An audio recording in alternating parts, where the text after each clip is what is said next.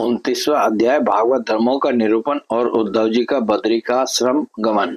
उद्धव जी ने कहा, अच्युत, जो अपना मन वश में नहीं कर सका है उसके लिए आपकी बतलाई हुई इस योग साधना को तो मैं बहुत ही कठिन समझता हूँ। अतः अब आप कोई ऐसा सरल और सुगम साधन बताइए जिससे मनुष्य अनायासी परम पद प्राप्त कर सके। कमल नयन, आप जानते ही हैं कि अधिकांश योगी जब अपने मन को एकाग्र करने लगते हैं तब वे बार बार चेष्टा करने पर भी सफल न होने के कारण हार मान लेते हैं और उसे वश में न कर पाने के कारण दुखी हो जाते हैं। पद्म लोचन, आप विश्वेश्वर हैं, आपके ही द्वारा सारे संसार का नियमन होता है। इसी से सारा सार विचार में चतुर मनुष्य आपके आनंद वर्षी चरण कमलों की शरण लेते हैं और अनायासी सिद्धि प्राप्त कर लेते हैं। आपकी माया उनका कुछ नहीं बिगाड़ सकती, क्योंकि उन्हें योग साधन और कर्मानुष्ठान का अभिमान नहीं होता। परंतु जो आपके चरणों का आश्रय नहीं लेते वे योगी और कर्मी अपने साधन के घमंड में फूल जाते हैं। अवश्य ही आपकी माया ने उनकी मति हर लिया। प्रभु, आप सबके हितैषी स्वर्ग है, आप अपने अनन्य शरणागत बलि आदि सेवकों के अधीन हो जाएं, यह आपके लिए कोई आश्चर्य की बात नहीं है, क्योंकि आपने रामावतार ग्रहण करके प्रेमवश वानरों से भी मित्रता का निर्वाह किया। यद्यपि ब्रह्मा आदि लोकेश्वर गण भी अपने दिव्य किरीटों को आपके चरण कमल रखने की चौकी पर रगड़ते रहते हैं। प्रभु, आप सबके प्रियतम स्वामी और आत्मा है, आप अपने अनन्य शरणागतों को सब कुछ दे देते हैं। आपने बलि, प्रहलाद आदि अपने भक्तों को जो कुछ दिया है उसे जानकर ऐसा कौन पुरुष होगा जो आपको छोड़ देगा। यह बात किसी प्रकार बुद्धि में ही नहीं आती कि भला कोई विचारवान विस्मृति के इस गर्त में डालने वाले तुच्छ विषयों में ही फंसा रखने वाले भोगों को क्यों चाहेगा। हम लोग आपके चरण कमलों की रज के उपासक हैं, हमारे लिए दुर्लभ ही क्या है। भगवान, आप समस्त प्राणियों के अंतःकरण में अंतर्यामी रूप से और बाहर गुरु रूप से स्थित होकर उनके सारे पाप ताप मिटा देते हैं और अपने वास्तविक स्वरूप को उनके प्रति प्रकट कर देते हैं। बड़े बड़े ब्रह्मज्ञानी ब्रह्मा जी के समान लंबी आयु पाकर भी आपके उपकारों का बदला नहीं चुका सकते। इसी से वे आपके उपकारों का स्मरण करके क्षण क्षण अधिकाधिक आनंद का अनुभव करते रहते हैं। श्री सुखदेव जी कहते हैं, परीक्षित, भगवान श्री कृष्ण ब्रह्मादि ईश्वरों के ईश्वर है। वे ही सत्व रज आदि गुणों के द्वारा ब्रह्मा विष्णु रुद्र का रूप धारण करके जगत की उत्पत्ति स्थिति आदि के खेल खेला करते हैं। जब उद्धव जी ने अनुराग भरे चित्त से उनसे यह प्रश्न किया तब उन्होंने मंद मंद मुस्कुराकर बड़े प्रेम से कहना प्रारंभ किया। श्री भगवान ने कहा, प्रिय उद्धव, अब मैं तुम्हें अपने उन मंगलमय भागवत धर्मों का उपदेश करता हूँ जिनका श्रद्धापूर्वक आचरण करके मनुष्य संसार रूप दुर्जय मृत्यु को अनायासी जीत लेता है। उद्धव जी, मेरे भक्त को चाहिए कि अपने सारे कर्म मेरे लिए ही करे और धीरे धीरे उनको करते समय मेरे स्मरण का अभ्यास बढ़ाए। कुछ ही दिनों में उसके मन और चित्त मुझ में समर्पित हो जाएंगे, उसके मन और आत्मा मेरे ही धर्मों में रम जाएंगे। मेरे भक्त साधुजन जिन पवित्र स्थानों में निवास करते हैं उन्हीं में रहे और देवता, असुर अथवा मनुष्यों में जो मेरे अनन्य भक्त हों उनके आचरणों का अनुसरण करे। पर्व के अवसरों पर सबके साथ मिलकर अथवा अकेला ही नृत्य, गान, वाद्य आदि महाराजोचित ठाट बाट से मेरी यात्रा आदि के महोत्सव करे। शुद्धांतकरण पुरुष आकाश के समान बाहर और भीतर परिपूर्ण एवं आवरण शून्य मुझ परमात्मा को ही समस्त प्राणियों और अपने हृदय में स्थित देखे। निर्मल बुद्धि उद्धव जी, जो साधक केवल इस ज्ञान दृष्टि का आश्रय लेकर संपूर्ण प्राणियों और पदार्थों में मेरा दर्शन करता है और उन्हें मेरा ही रूप मानकर सत्कार करता है तथा ब्राह्मण और चांडाल, चोर और ब्राह्मण भक्त, सूर्य और चिंगारी तथा कृपालु और क्रूर में समान दृष्टि रखता है, उसे ही सच्चा ज्ञानी समझना चाहिए। जब निरंतर सभी नर नारियों में मेरी भावना की जाती है तब थोड़े ही दिनों में साधक के चित्त से स्पर्धा, होड़, ईर्ष्या, तिरस्कार और अहंकार आदि दोष दूर हो जाते हैं। अपने ही लोग यदि हंसी करे तो करने दें, उनकी परवाह न करे। मैं अच्छा हूँ, वह बुरा है, ऐसी देह दृष्टि को और लोग लज्जा को छोड़ दे और कुत्ते, चंडाल, गौ एवं गधे को भी पृथ्वी पर गिरकर साष्टांग दंडवत प्रणाम करे। जब तक समस्त प्राणियों में मेरी भावना, भगवत भावना न होने लगे, तब तक इस प्रकार से मन, वाणी और शरीर के सभी संकल्प और कर्मों द्वारा मेरी उपासना करता रहे। उद्धव जी, जब इस प्रकार सर्वत्र आत्म बुद्धि, ब्रह्म बुद्धि का अभ्यास किया जाता है, तब थोड़ी दिनों में उसे ज्ञान होकर सब कुछ ब्रह्म स्वरूप दिखने लगता है। ऐसी दृष्टि हो जाने पर सारे संशय, संदेह अपने आप निवृत्त हो जाते हैं और वह सब कहीं मेरा साक्षात्कार करके संसार दृष्टि से उपराम हो जाता है। मेरी प्राप्ति के जितने साधन हैं, उनमें मैं तो सबसे श्रेष्ठ साधन ये समझता हूँ कि समस्त प्राणियों और पदार्थों में मन, वाणी और शरीर की समस्त वृत्तियों से मेरी ही भावना की जाए। उद्धव जी, यही मेरा अपना भागवत धाम है। इसको एक बार आरंभ कर देने के बाद फिर किसी प्रकार के विघ्न बाधा से इसमें रत्ती भर भी अंतर नहीं पड़ता, क्योंकि यह धर्म निष्काम है और स्वयं मैंने ही इसे निर्गुण होने के कारण सर्वोत्तम निश्चय किया है। भागवत धर्म में किसी प्रकार की त्रुटि पड़नी तो दूर रही, यदि इस धर्म का साधक भय, शोक आदि के अवसर पर होने वाली भावना और रोने, पीटने, भागने जैसा निरर्थक कर्म भी निष्काम भाव से मुझे समर्पित कर दे, तो वे भी मेरी प्रसन्नता के कारण धर्म बन जाते हैं। विवेकियों के विवेक और चतुरों की चतुराई की पराकाष्ठा इसी में है कि वे इस विनाशी और असत्य शरीर के द्वारा मुझ अविनाशी एवं सत्य तत्व को प्राप्त कर लें।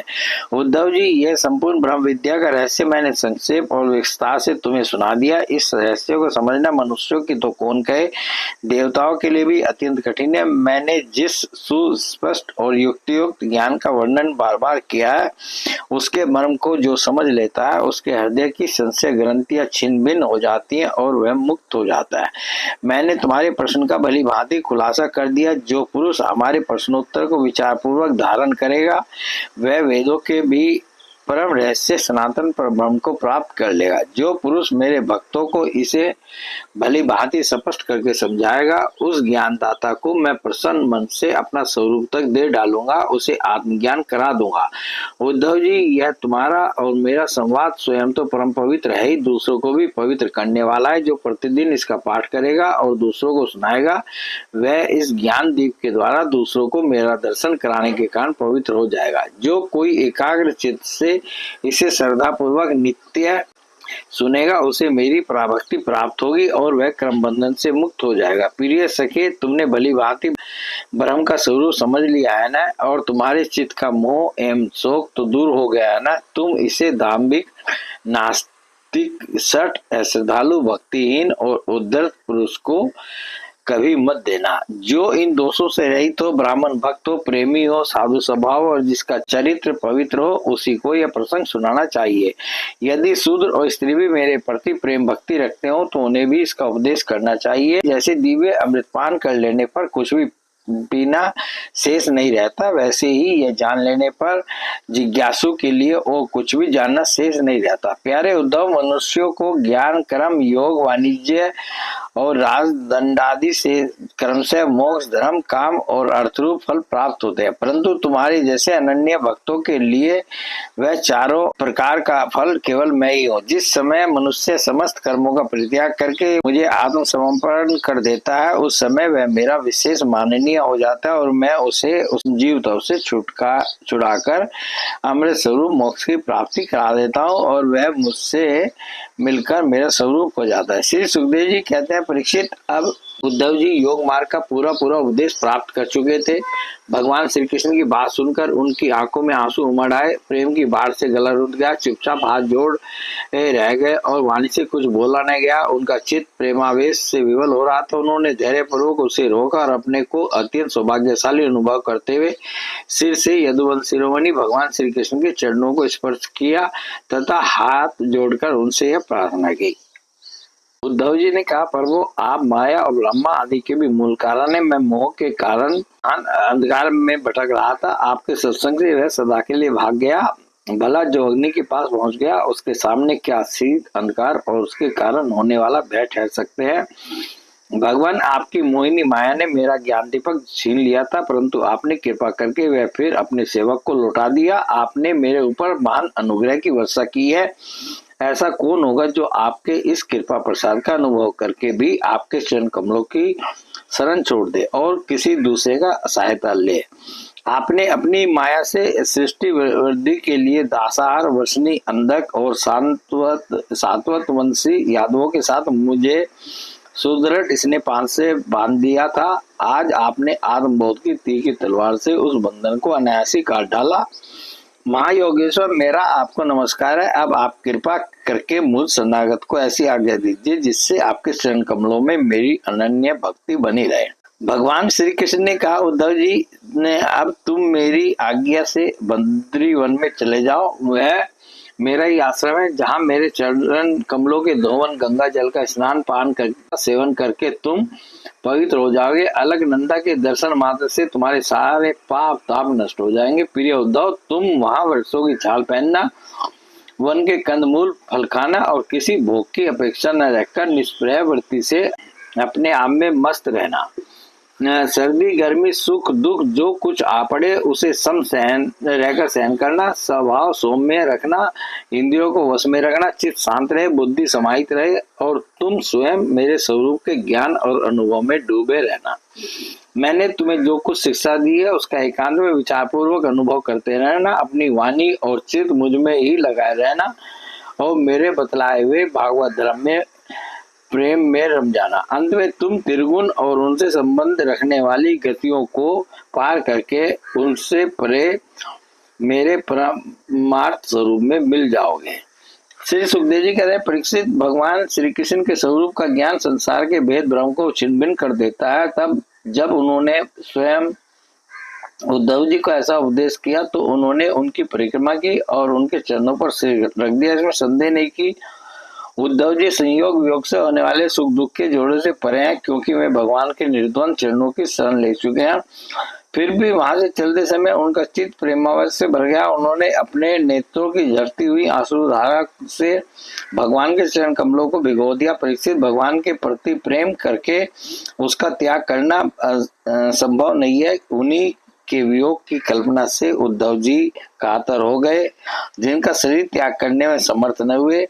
बार बार विवल होकर मूर्छित होने लगे। कुछ समय के बाद उन्होंने भगवान श्री कृष्ण के चरणों की पादुकाएं अपने सिर पर रख ली और बार बार भगवान के चरणों में प्रणाम करके वहां से प्रस्थान किया। भगवान के परम प्रेमी भक्त उद्धव जी हृदय में उनकी दिव्य छवि धारण किए बद्रिकाश्रम पहुंचे और वहां उन्होंने तपो में जीवन व्यतीत करके जगत के एक बात ऐसी भगवान श्री कृष्ण के उपदेशानुसार उनकी स्वरूप भूत परम गति को प्राप्त की।